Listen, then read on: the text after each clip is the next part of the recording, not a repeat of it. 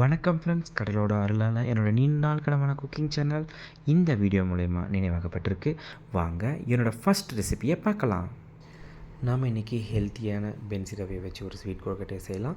வாங்க அதை எப்படி செய்யுதுன்னு பார்க்கலாம். தேவையான பொருட்கள்: நெய் 2 ஸ்பூன், வெல்லம் 1 கப்பு, ஏலக்காய் 5, 1 கப் ரவை. அடுப்பை ஆன் பண்ணிவிட்டு ஒரு பேன் எடுத்து வைங்க.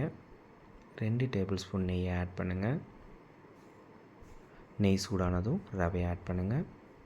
லைட்டாக ஃப்ரை பண்ணுங்கள். ஃப்ரை பண்ணதுக்கப்புறம் ஒரு பிளேட்டில் ட்ரான்ஸ்ஃபர் பண்ணிவிட்டு அதே பேனில் 2 கப் தண்ணியை ஆட் பண்ணுங்கள்.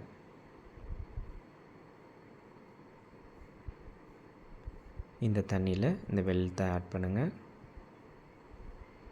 வெல்லம் கரைஞ்சதும் அதை எடுத்து ஃபில்ட்ரு பண்ணுங்கள். மண் இருக்கும் இல்லையா, ஃபில்ட்ரு பண்ண தண்ணியை அகைன் அந்த பேனில் ஆட் பண்ணி மூடி வைங்க. தண்ணி கொதித்ததும் இந்த வறுத்து வச்ச ரவையை ஆட் பண்ணுங்கள். ஏலக்காய் சொன்னேன் இல்லையா, அதை தட்டி அதில் ஆட் பண்ணுங்கள். இப்போ நல்லா மிக்ஸ் பண்ணி விடுங்க. அகைன் இதை மூடி வைங்க. 2 மினிட்ஸ் கழித்து பார்த்திங்கன்னா இந்த மாதிரி கட்டியாக இருக்கும். அகைன் அதை எடுத்து ஒரு பிளேட்டில் ட்ரான்ஸ்ஃபர் பண்ணி ஆற விடுங்க. அது கொழுக்கட்டையாக பிடிக்கணும். அதுக்குள்ளே நம்ம இட்லி பாத்திரத்தில் தண்ணியை ஊற்றி ஸ்டீம் பண்ணி வைக்கலாம். கையில் நெய் தடவிட்டு இந்த ஆறுன ரவையை அகைன் இந்த மாதிரி ஒரு கொழுக்கட்டையாக பிடிச்சி ஸ்டீமர் பிளேட்டில் வச்சுக்கலாம். அதுக்குள்ளே இட்லி பாத்திரம் சூடாக இருக்கும். ஓப்பன் பண்ணி இந்த பிடிச்ச கொழுக்கட்டைங்களை ஸ்டீமில் வச்சு வேக வைக்கலாம். 10 மினிட்ஸ் வேக விடுங்க. எடுத்து பாருங்கள், கொழுக்கட்டை வெந்திருக்கும். சாப்பிட்டு பாருங்கள். ரெசிபி எப்படி இருந்ததுன்னு கமெண்ட் பண்ணுங்கள்.